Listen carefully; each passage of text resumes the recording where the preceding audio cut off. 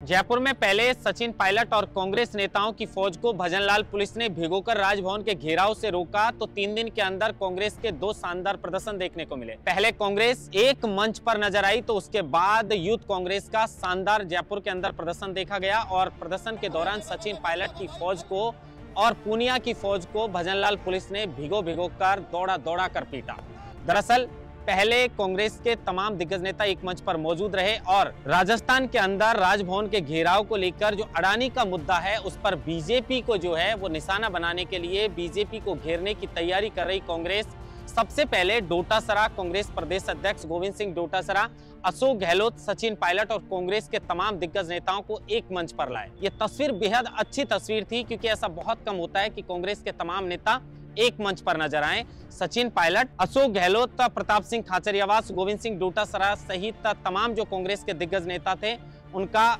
सबसे पहले शहीद स्मारक पर प्रदर्शन किया। नेताओं ने अपने भाषण दिए और उसके बाद राजभवन को घेरने की तैयारी थी और जैसे ही नेता वहां पर जाने लगे तो भजनलाल पुलिस ने वाटर कैनन शुरू कर दिया। वाटर कैनन के बीच सचिन पायलट भीग रहे थे, उनके समर्थकों ने कंधे पर उठा लिया और किसी भी तरीके से कांग्रेस जिस तरीके से बीजेपी का 1 वर्ष का कार्यकाल पूरा हो गया तो कार्यक्रमों का लगातार आयोजन किया जा रहा था। दूसरी तरफ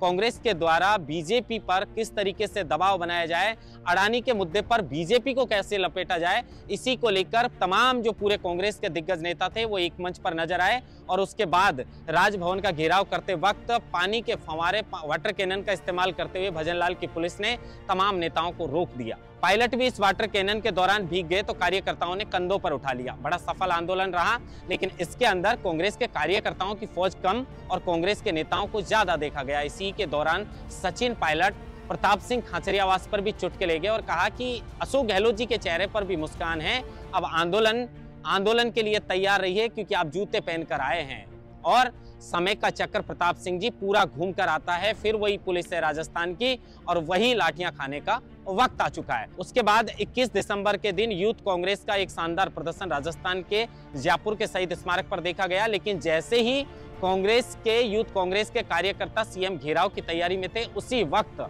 भजनलाल पुलिस ने वाटर कैनन शुरू कर दिया। वाटर कैनन से रोकने का प्रयास किया गया, लेकिन यूथ कांग्रेस के जो कार्यकर्ता थे वह वाटर कैनन के सामने जाकर खड़े हो गए। पानी को रोकने का प्रयास किया तो भजनलाल पुलिस ने हल्का बल प्रयोग किया और दौड़ा कर कह सकते हैं पूनिया और पायलट की फौज को पीटा गया। दरअसल ये मुद्दा था बेरोजगारी, नशे की तरफ युवाओं को धकेलने और अमित शाह के द्वारा अंबेडकर का जो कथित अपमान किया गया है उसी को लेकर यह यूथ कांग्रेस की तरफ से शानदार प्रदर्शन किया गया। शहीद स्मारक पर लगभग 3 साढ़े 3 घंटे तक यूथ कांग्रेस का यह प्रदर्शन चला और उसके बाद जैसे ही सीएम घेराव की तैयारी में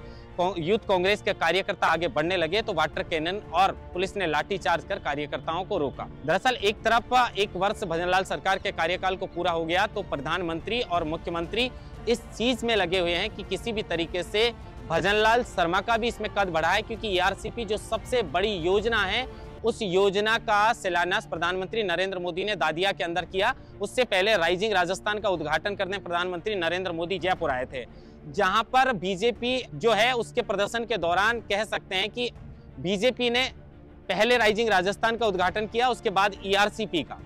ये बड़ी योजना थी 46,000 करोड़ रुपए की जो प्रधानमंत्री नरेंद्र मोदी के हाथों से इसका शिलान्यास करवाया गया और आने वाले समय में राजस्थान के 21 जिलों को पानी, पेयजल और सिंचाई के लिए मुहैया करवाने के साथ ही इसमें मध्य प्रदेश के भी 13 जिले शामिल हैं। जब इस योजना के पूरे चरण पूरे हो जाएंगे तो राजस्थान के 21 और मध्य प्रदेश के 13 जिलों को पेयजल और सिंचाई का पानी मिलेगा। जहां बीजेपी एक तरफ किस तरीके से योजनाओं को शुरू किया जाए उस पर और कार्यक्रमों में बिजी है तो दूसरी तरफ कांग्रेस किसी भी तरीके से बीजेपी पर हमला बोल रही है। पहले कांग्रेस के द्वारा जैसा मैंने बताया कि अडानी के मुद्दे पर बीजेपी को घेरने की बड़ी तैयारी और राजभवन घेराव की तैयारी के अंदर सचिन पायलट और कांग्रेस के तमाम बड़े नेताओं ने शहीद स्मारक पर प्रदर्शन किया तो उसके बाद यूथ कांग्रेस का बेहतर और शानदार प्रदर्शन इसको कह सकते हैं कि देखने को मिला। इस प्रदर्शन के अंदर जमकर भजनलाल पुलिस ने जो है भिगो कर